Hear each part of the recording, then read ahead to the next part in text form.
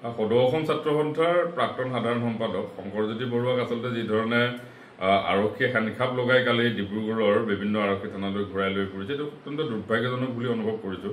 প্ৰথম কথা হৈছে যে কোনোবা এটা সামান্য এটা গোচৰত মাৰপিটৰ দৰে এটা ঘটনাত এখন এজাহাৰ দাখিল হ'লেই যদি শংকৰজ্যোতি বৰুৱাৰ দৰে নেতা কেনেধৰণে সান্নিখাপ লগাবলৈ অসম আৰক্ষীয়ে চেষ্টা কৰে, সেইটো মই ভাবোঁ যে অসমৰ প্ৰতিটো জাতীয় জনগোষ্ঠীয় সংগঠনৰ বাবে অত্যন্ত চিন্তনীয় এটা বিষয়।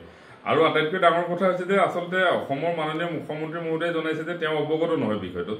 গতিকে কাৰ নিৰ্দেশত অসম আৰক্ষীয়ে এনেকুৱা কাম কৰে, এই কথাবিলাক মই ভাবিছোঁ অসমৰ ৰাইজে জনা প্ৰয়োজন আছে। কাৰণ যিকোনো এজন ৰাইজৰ মাজত থকা ব্যক্তিক নাইবা নেতাক ইচ্ছা কৰি অসম আৰক্ষীয়ে যদি সান্নিখাপ লগাই তেওঁৰ পদমৰ্যাদা, তেওঁৰ সামাজিক মৰ্যাদা নিশেষ কৰিবলৈ চেষ্টা কৰিব, তেতিয়া সকলোৰে বাবে এইটো চিন্তনীয় কথা। কাৰণ মাৰপিটৰ দৰে ঘটনা, এই ধৰণৰ ঘটনা বিভিন্ন ক্ষেত্ৰত হৈ যায় আৰু কেতিয়াবা কাৰোবাৰ ওপৰত ভুৱা গোচৰো ৰুজু হৈ যাব পাৰে। কিন্তু সেইবুলিয়ে সেই ব্যক্তিজনক যদি সান্নিখাপ লগাই এনেধৰণে তেওঁৰ সামাজিক মৰ্যাদা নিশেষ কৰাৰ চেষ্টা কৰে, তো তাৰ বিষয়ে মই ভাবোঁ যে খুব উচ্চস্তৰীয় তদন্তৰ প্ৰয়োজন আছে।